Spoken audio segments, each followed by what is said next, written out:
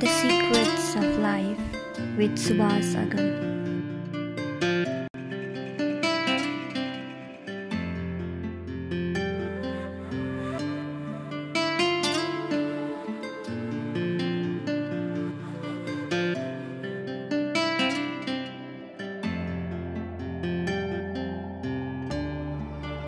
नमस्कार सम्मादरणीय दर्शकवृन्द, स्वधर्म टिभीको प्रस्तुति कार्यक्रम द सिक्रेट्स अफ लाइफ अर्थात् जीवनको रहस्य यस कार्यक्रममा हजुरहरूलाई स्वागत गर्न चाहन्छु। आजको कार्यक्रम निकै नै विशेष खालको कार्यक्रम छ। आज हामीसँग सद्गुरु ओशोका सहोदर भाइ स्वामी शैलेन्द्र सरस्वतीजी हुनुहुन्छ। उहाँ देख्नमा पनि ओशो जस्तै देखिनुहुन्छ, बोली पनि त्यस्तै छ र निकै मृदुभाषी र निकै मिठो बोल्नुहुन्छ। हामी उहाँसँग हिन्दी भाषामा संवाद गर्नेछौँ।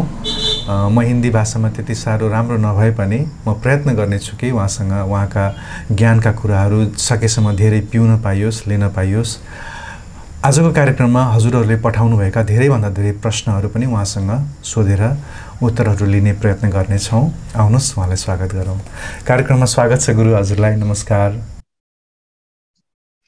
नमस्कार स्वामी जी। जय ओशो। जय ओशो।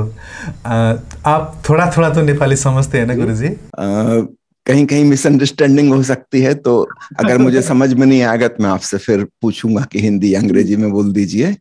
बेहतर हो हम हिंदी में ही संवाद करें। हिंदी में ही पूछूंगा। यही है कि मुझे माफ़ कर दीजिएगा अगर मैं अच्छा हिंदी में पूछ ना सकूं। अच्छा जो सम्मान करने के शब्द होते हैं वो अगर मैं उच्चारण कर ना पाऊँ तो मुझे क्षमा कर दीजिएगा, क्योंकि मैं नादान हूँ। और पहले तो बहुत अच्छा लगा आपको पाके। हमारा कार्यक्रम धन्य हुआ है आज। हम आज तक करके तकरीबन 2020 से एक कार्यक्रम शुरू किया था, तो आज तक आज भी मैंने एक एपिसोड ब्रॉडकास्ट किया था। तो आज हम 236 एपिसोड ब्रॉडकास्ट कर चुके हैं। तो बहुत खुशी लग रहा है कि आज हम फाइनली आपके समक्ष हैं और आप हमारे कार्यक्रम में आए हैं। तो ये हमारे लिए सबसे बड़ी उच्च अवस्था की बात है। बहुत खुशी लग रहा है। आपको बहुत बहुत धन्यवाद नेपाल के नेपाली लोगों की तरफ से और हमारी तरफ से भी बहुत बहुत धन्यवाद। Thank you very much for being with us in our program. तो हमने जब ये प्रोग्राम शुरू किया था गुरुजी, हमारा कार्यक्रम का नाम हमने रखा है द सीक्रेट्स ऑफ लाइफ। तो ज़्यादातर जब हम यूनिवर्सिटी में पढ़ रहे थे और हम इंग्लिश लिटरेचर से डिग्री कर रहे थे, तो हम इंग्लिश में पढ़ रहे थे तो संसार दुनिया भर का लिटरेचर पढ़ा और जाना कि दुनिया भर के कवि, कलाकार, साहित्यकार क्या कहते हैं। लेकिन फिर भी जो अंतर का जो प्यास था वो प्यास नहीं बुझ रहा था। फिर भी लग रहा था कुछ कमी है, कुछ कमी है, कुछ कमी है। तो ज़िंदगी को समझ ही नहीं पाए, ज़िंदगी को बूझ ही नहीं पाए। इसीलिए हमने ये कार्यक्रम शुरू किया ताकि समझा जा सके अगर हम यहाँ आए हैं तो कोई रीज़न होगा क्यों हम आए हैं। तो यही रीज़न समझना चाहते हैं पहले आपसे गुरुजी, हम यहाँ क्यों आए हैं? What is the secret behind our existence?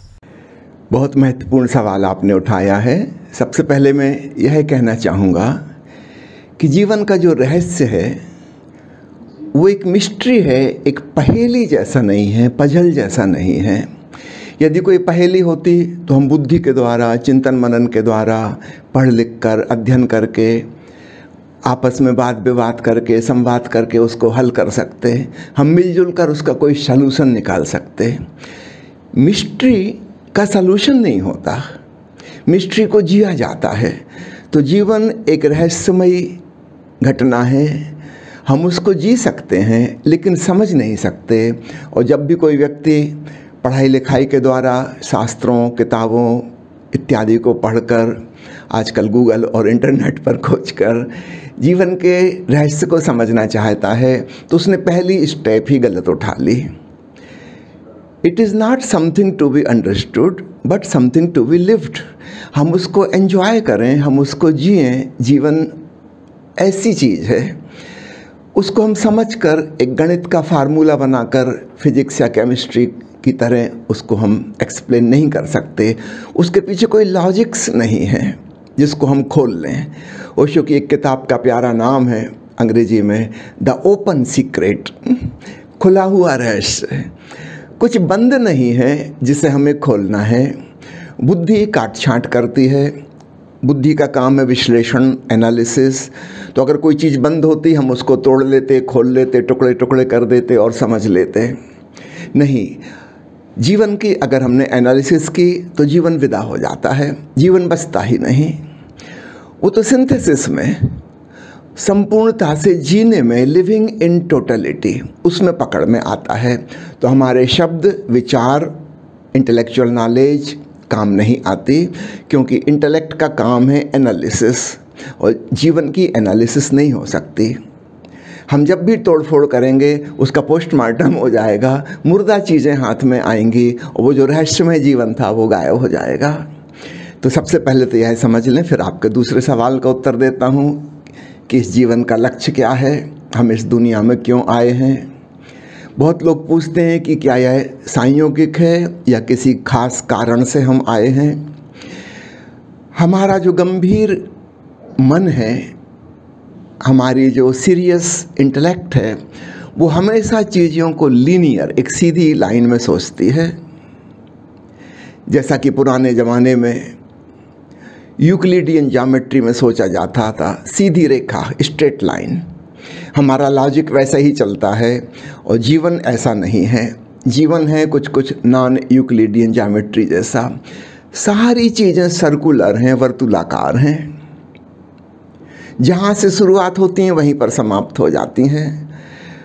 सागर में पानी लहरा रहा है, भाप बन के उड़ रहा है, मानसून के बादल बन गए, पर्वतों पर, मैदानों पर जाकर बारिश हो गई, पानी के झरने बन गए, नदी बन गई, नदी फिर सागर में आके मिल गई, पानी फिर उड़ने लगा, फिर बादल बनने लगा।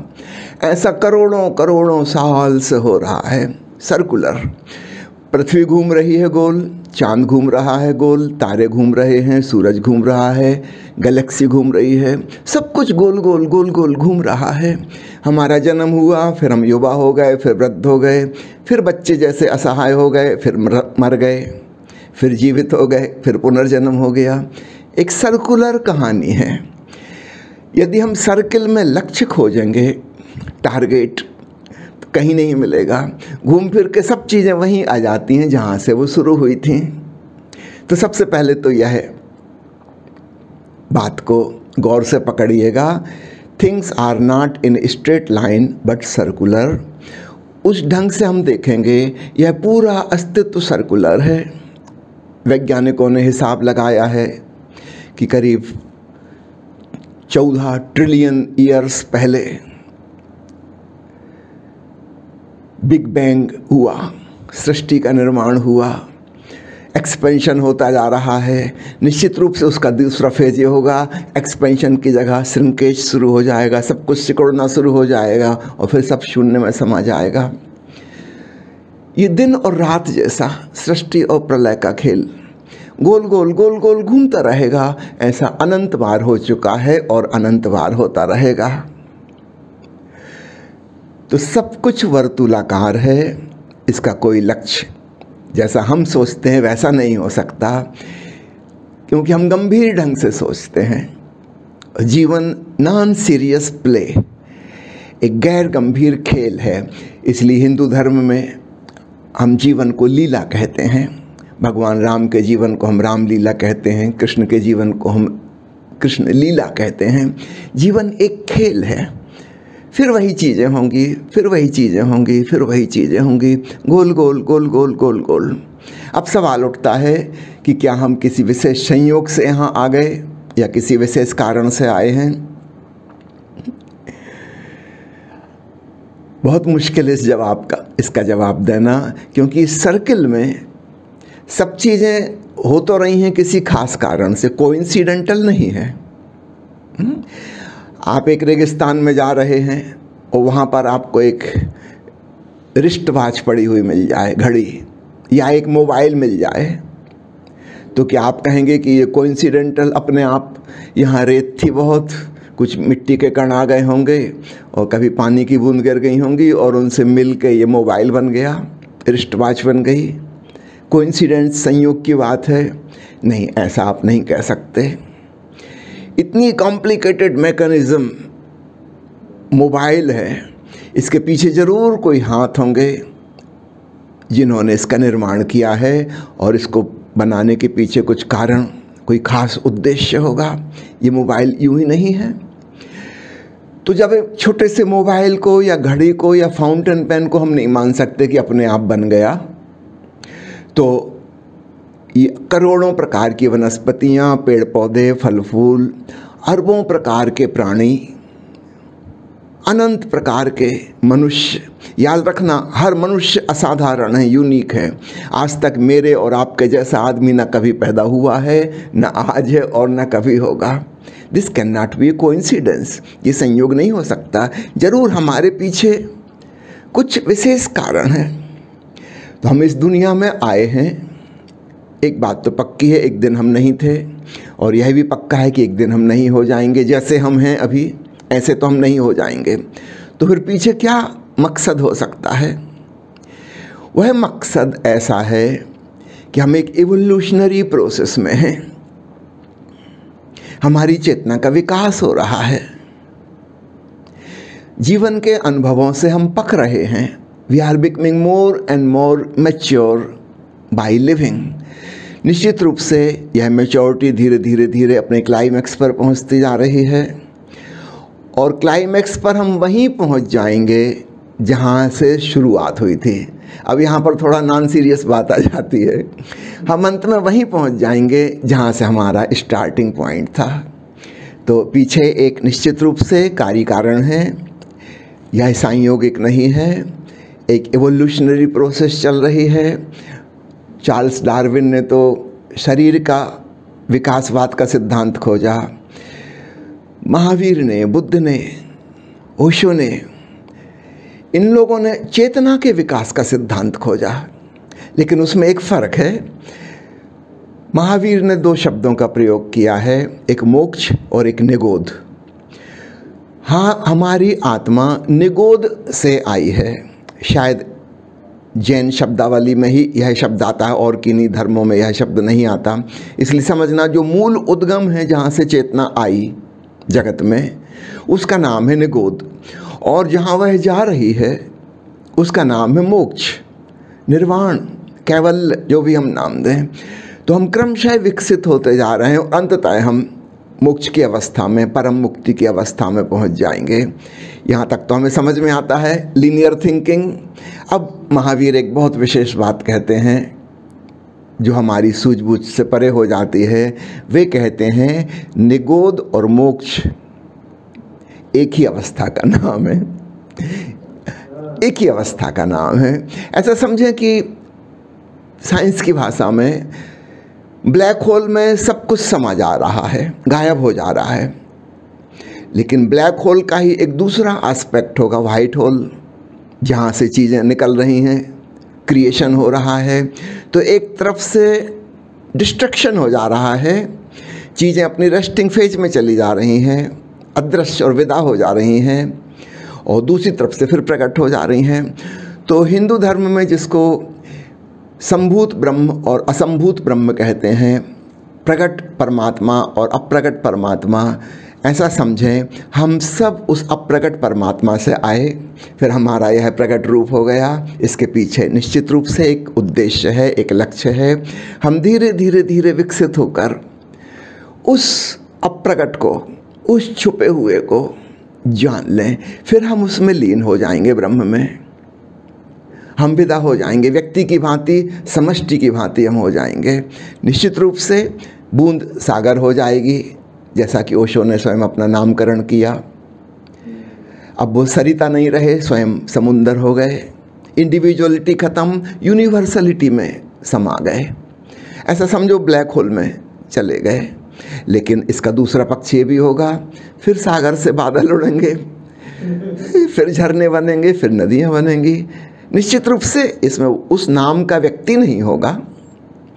तो अगर आप उद्देश्य और लक्ष्य की दृष्टि से समझना चाहते हैं तो हमको कहना होगा कि हम अपने मूल स्रोत को जानने के लिए, अपने ओरिजिनल फेस को पहचानने के लिए यहाँ आए हैं। हम उसको भूल गए हैं, फिर से याद करना है। तो इसमें आपको एक लॉजिकल थिंकिंग समझ में आएगी, लेकिन इसके पीछे एक बड़ा नॉन सीरियस प्ले, खेल छुपा हुआ है। हम पहले भी शुद्ध बुद्ध परमात्मा थे, फिर हम भूल गए, विस्मरण हो गया। ये खेल का एक हिस्सा है।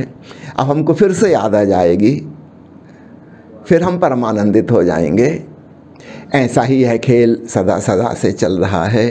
It's a non serious play, it is an open secret and it is a process of evolution. We are growing more and more conscious. ठीक है जी। Lovely lovely answer. वेल, जब आप ये बता रहे थे कि ये लीला है, हम भगवान राम का कथा जब सुनते हैं तो लीला कहते हैं, जब कृष्ण का कथा सुनते हैं तो लीला कहते हैं, लेकिन मेरा कथा को कोई लीला नहीं कहता। तो ये है कि उनका कथा लीला हो गया, हमारा कथा व्यथा हो गया। तो हम लीला जैसे हम तो जी नहीं सकते ना गुरुजी। तो हमें लीला जैसे कैसे जीना है, कैसे लीला बना के जीना सीखें? बहुत आसान है। हम खुली आंखों जीवन के तथ्य को देखें, look at the facts of life, और आप पाएंगे सब चीज़ें सर्कुलर हैं। जो भी चीज़ आती है वह चली जाती है, फिर आ जाती है, फिर चली जाती है, फिर आती है, फिर चली जाती है। जैसे ही हमें ये दिखाई देगा, हमें यह खेल, यह प्ले समझ में आ जाएगा और हमारे जीवन से सारी गंभीरता ख़त्म हो जाएगी। वो जो हमारी कथा व्यथा बन गई है वह वापस लीला हो जाएगी। समझो कि युवावस्था आई, फिर युवावस्था खिसकने लगी, बाल सफ़ेद होने लगे, दांत गिरने लगे, चेहरे पे झुर्रियाँ पड़ने लगी। हमने अगर इसको पकड़ने की कोशिश की तो हमारा जीवन व्यथा हो जाएगा। अगर हम रिलैक्स हो गए, हमने जाना कि ऐसा ही होगा, एक दिन यह शरीर भी छूट जाएगा, राख हो जाएगा, लेकिन फिर नया जन्म होगा, फिर हम छोटे बच्चे बनेंगे, फिर युवा बनेंगे, फिर प्रौढ़ होंगे, फिर मरेंगे। ऐसा अनंत बार हो चुका।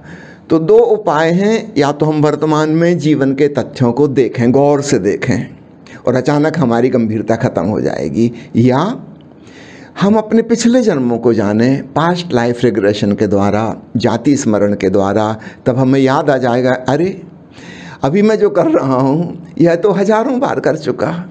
कितनी बार पढ़ाई लिखाई की, कितनी बार प्रेम हुआ, कितनी बार विवाह हुआ, गृहस्थी बसाई, कितनी बार घर बनाए, धन कमाया, प्रतिष्ठा कमाई, फिर घर समाप्त हो गया, फिर परिवार टूट गया, फिर मृत्यु हो गई, फिर सारी धन संपत्ति व्यर्थ हो गई, फिर नया जन्म हो गया, फिर वही करने लगा।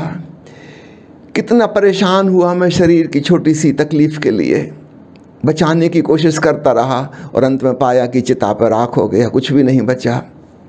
मैंने सुना है, एक मजाक कल ही पढ़ रहा था, एक चुटकुला।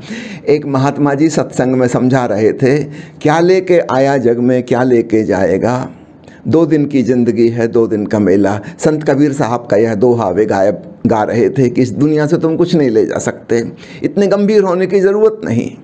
इज्जत मिले कि बेइज्जती मिले, गरीब रहो कि अमीर रहो, पढ़े लिखे हो जाओ कि अशिक्षित रहो, कुछ फ़र्क नहीं पड़ता। सुंदर हो कि कुरूप हो, ज्ञानी हो कि अज्ञानी हो, कोई फ़र्क नहीं पड़ता। एक छोटा बच्चा खड़ा हो गया सभा में से और उसने कहा कि महात्मा जी आप मेरे घर चलिए और मेरे माता पिता को समझा दीजिए, मुझे पढ़ाई लिखाई कराने के लिए मेरी बहुत मारपीट करते हैं, उनको बताइए कि डिग्री भी साथ नहीं जाएगी, पढ़ाई लिखाई भी साथ नहीं जाएगी। यहाँ से कुछ साथ जाता ही नहीं, धूल का एक कण भी नहीं जाता। यहाँ तक कि हम जैसे अपना ज्ञान कहते हैं, हम सोचते हैं हमारे भीतर है, वह भी हमारे भीतर नहीं है, वह मस्तिष्क की सेल्स में कुछ खास न्यूरॉन्स में डिपॉजिट है। जब शरीर चिता पे जलेगा यह मस्तिष्क भी राख हो जाएगा, कुछ भी हमारे साथ नहीं जाएगा। फिर हमारे भीतर वो जो गंभीरता है, पागलपन है कि मैं ये पालूं कि वो पालूं, वह विदा हो जाएगा। ठीक है, काम चलाओ, हम आजीविका कमाएंगे, नौकरी भी करेंगे, दुकान भी करेंगे, पढ़ाई लिखाई भी करेंगे, सब कुछ करेंगे, लेकिन गंभीरता खत्म हो जाएगी तो हमारा जीवन लीला हो जाएगा। तो ये बड़ा फ़र्क है। हमारी व्यथा भी लीला वाली कथा बन सकती है। बहुत अच्छा गुरुजी। जैसे हम लोग जब संतों को सुनते हैं, जब संत प्रवचन देते हैं और जो ये दुनिया नश्वर है, अनित्यता की बात सुनते हैं, तो कुछ समय, जैसे हम नेपाल में कहते हैं कि जब घाट में जाते हो किसी को जलाने के लिए, तो घाटे वैराग्य आ जाता है, घाट वाला वैराग्य आ जाता है। तो फिर वो जब घर लौटते हैं तो सब भूल भाल जाते हैं, फिर अपने काम में लग जाते हैं। तो इसी वजह से हम जिंदगी में इतने डूब जाते हैं कि कभी उसकी याद करने की, कभी अंदर में कौन छिपाए इस समझ में जाने की, कभी अपने आप को समझने की, ज़िंदगी को समझने की, कभी वो ख्याल ही नहीं आता। जब बस ज़िंदगी की आपाधापी में दौड़ते दौड़ते ज़िंदगी ख़त्म हो जाता है।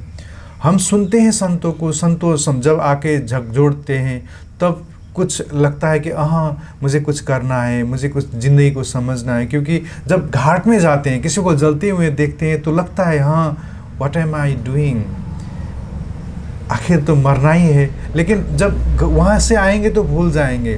तो मैं ये पूछना चाहता हूँ, जो वैराग्य का भाव है, जो अपने आप को ढूंढने का जो तलब है, उसको कैसे बढ़ाएं, मतलब उसकी प्रेम के ओर कैसे बढ़ें? बहुत इम्पॉर्टेंट क्वेश्चन है यह। महर्षि पतंजलि ने अपने योग शास्त्र में दो चीज़ों का एक साथ उल्लेख किया है, वैराग्य और अभ्यास, है ना, नॉन अटैचमेंट एंड प्रैक्टिस। सद्गुरु ओशो ने पतंजलि योग सूत्र पर लंबी व्याख्यान माला दी है, योग आदि अल्फ़ा एंड दी ओमेगा उसका शीर्षक है।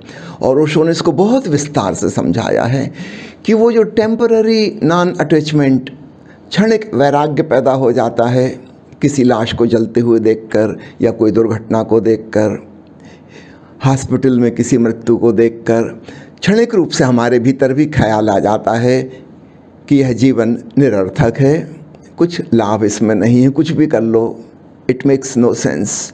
लेकिन वो बहुत टेम्पररी होता है, क्योंकि सामान्य व्यक्ति दूरदृष्टि वाला नहीं है, वो दूर तक नहीं देख पाता, बहुत निकट की चीज़ों पे उसकी नज़र है।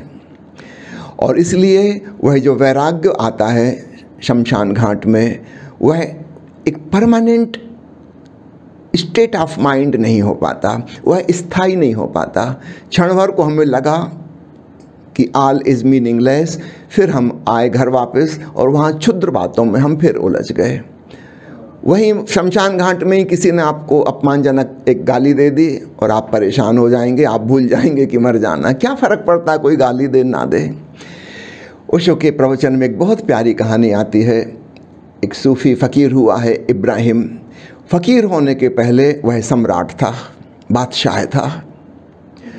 फिर उसके भीतर वैराग्य फलित हुआ, उसने अपना महल छोड़ दिया, राजपाट छोड़ दिया और सन्यासी भिक्षु बन के रहने लगा।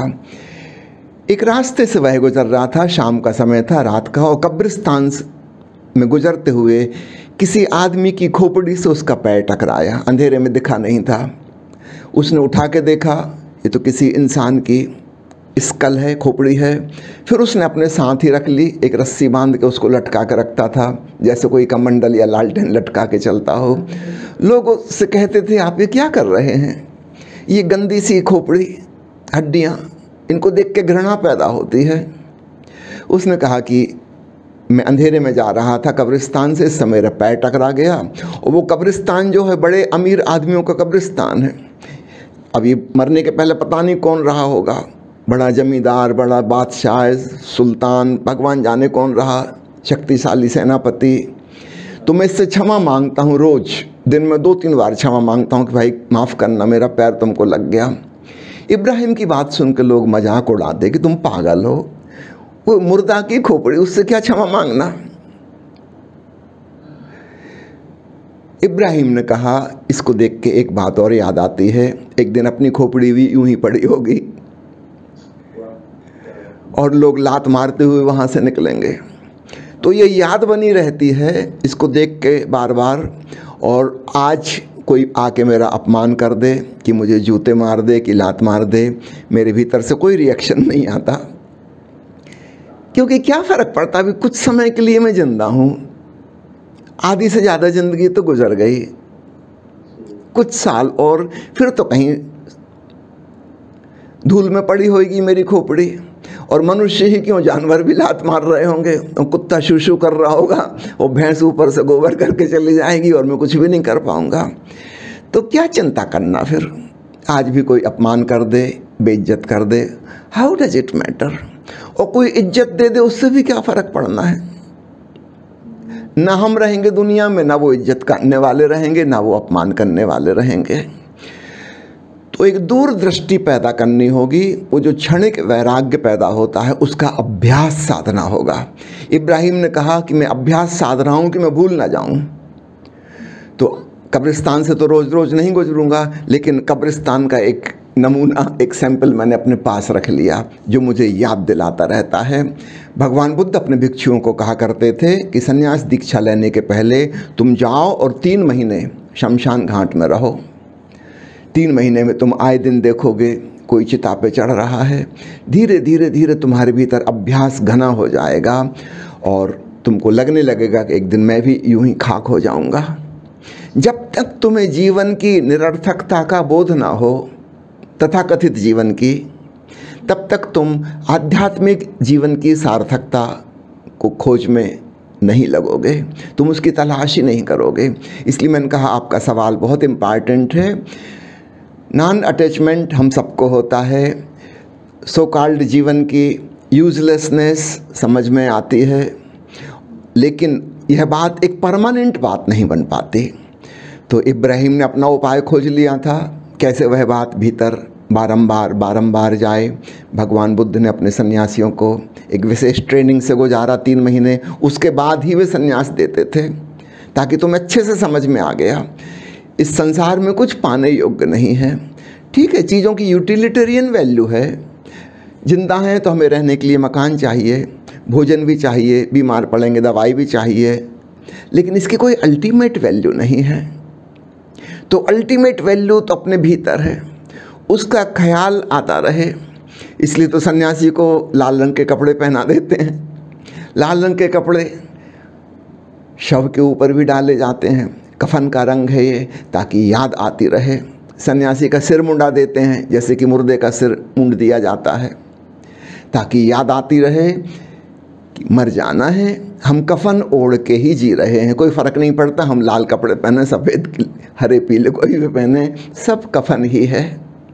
किसी भी क्षण मौत हो सकती है। और विशेषकर अभी जो कोरोना महामारी का पेंडेमिक आया, अब तो यह बात बहुत स्पष्ट हो गई, एक दिन का भरोसा नहीं है। और कोई ज़रूरी नहीं है कि हम बूढ़े होकर ही मरेंगे, भरी जवानी में भी मर सकते हैं, छोटी उम्र में भी मर सकते हैं, एक दिन का भरोसा नहीं है। तो यह वैराग्य की भावना का अभ्यास करना होगा, प्रैक्टिस, रिपीटेडली, बार बार याद आए।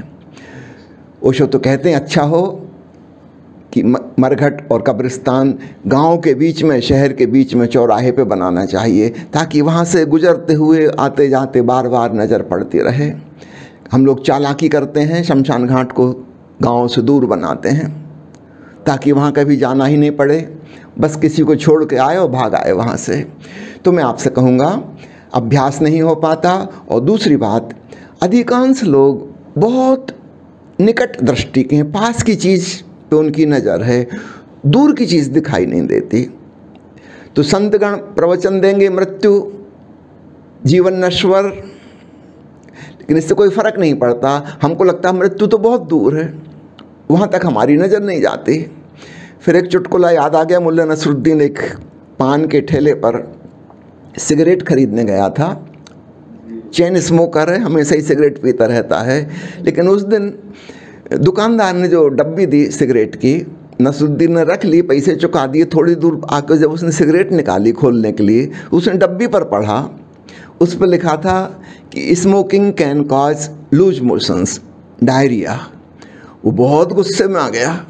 वापस गया दुकानदार के पास, बोले ये कहाँ की रद्दी सिगरेट दे दी, इस पर लिखा है कि साइड इफेक्ट स्मोकिंग का, लूज मोशन हो सकते हैं, वापस रखो, मुझे वही वाली दो, कैंसर वाली, अच्छी क्वालिटी की।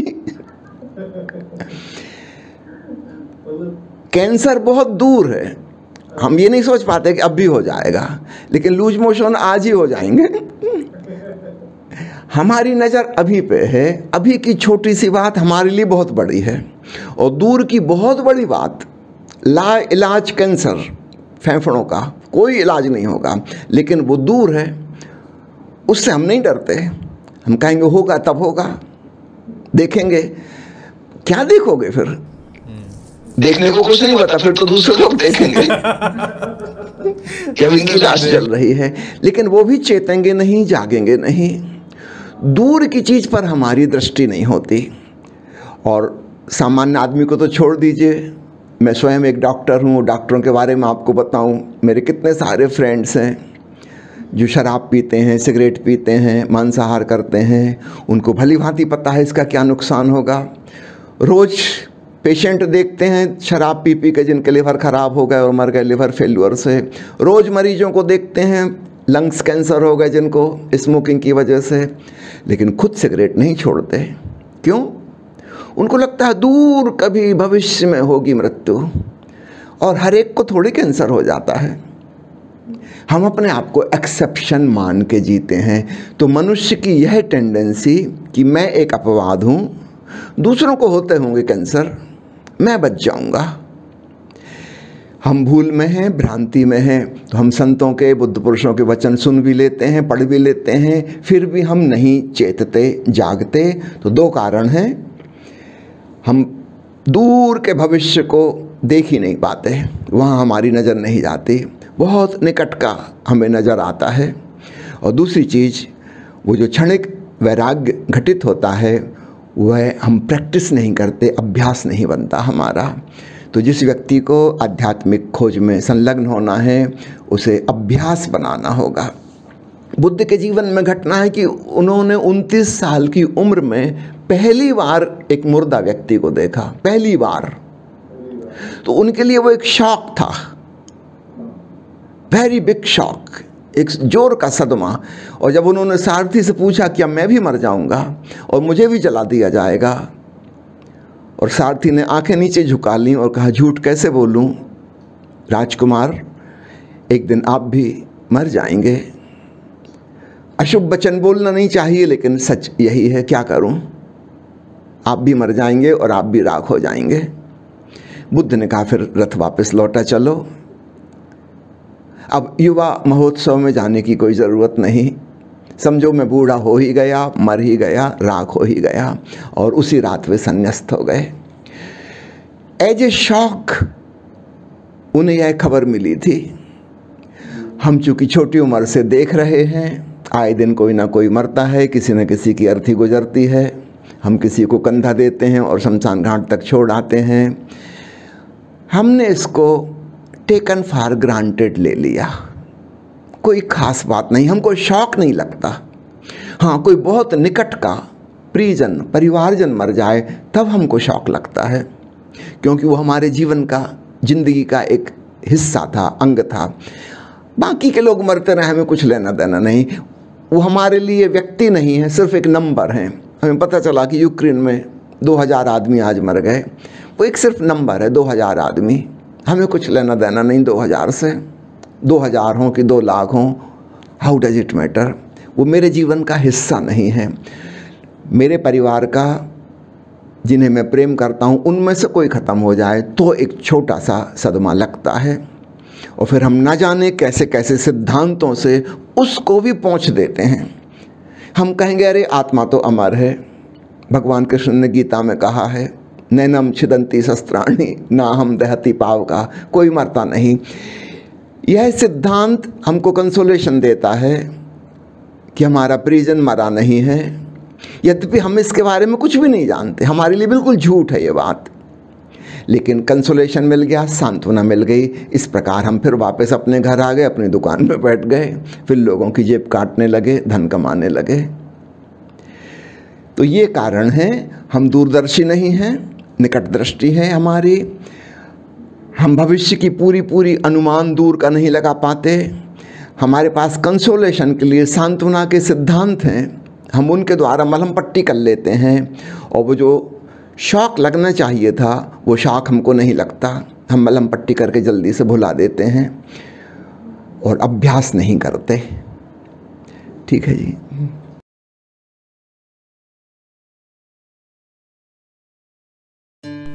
The Secrets of Life with Subhas Agam.